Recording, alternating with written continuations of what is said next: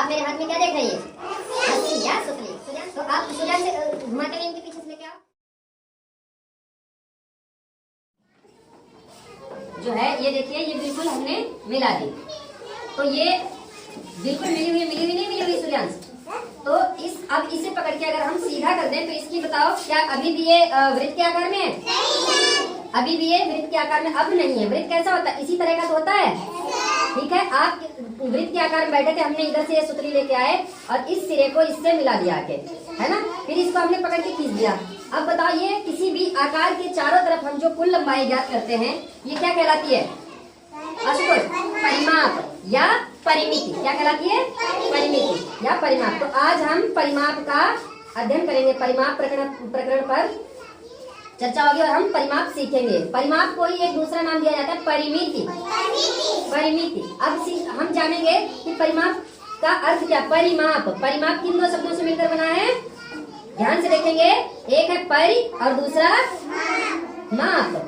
माप तो जानते ही सब। परि का मतलब होता है चारों ओर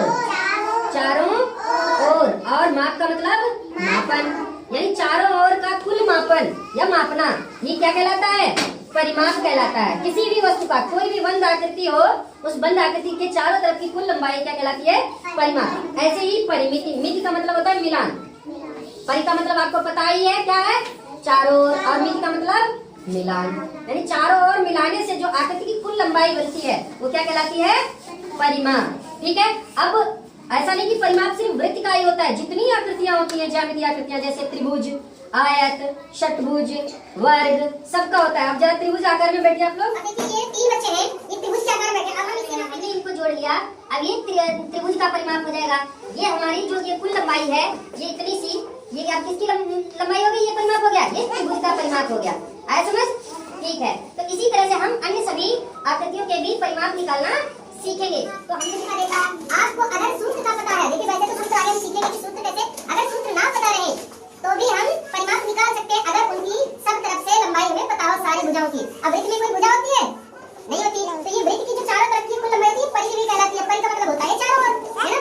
त्रिभुज में भुजाएं होती हैं, 1 भुजा, 2 भुजा, 3 भुजा। अब जैसे ये भुजा है, ये 3 सेंटीमीटर है, ये 4 सेंटीमीटर हो और ये 7 सेंटीमीटर कुछ भी हो, या मानो ये सब 3 सेंटीमीटर की है, 3 की ये भी, 3 की ये भी, है ना। तो अब आपसे कहा जाए त्रिभुज का परिमाप निकालो या परिमिति निकालो, तो कैसे निकालोगे? त्रिभुज की परिमिति कितनी हो जाएगी? परिमिति हो जाएगी 3, ये वाली प्लस ये वाली 3 प्लस ये वाली 3। तो 3 बार जुड़ा क्या हो जाएगा? 3 गुणे 3 या 9 सेंटीमीटर ये त्रिभुज की परिमिति हो जाएगी। ठीक है, इसी तरह से हम सारी आकृतियों की परिमिति निकालना सीखेंगे।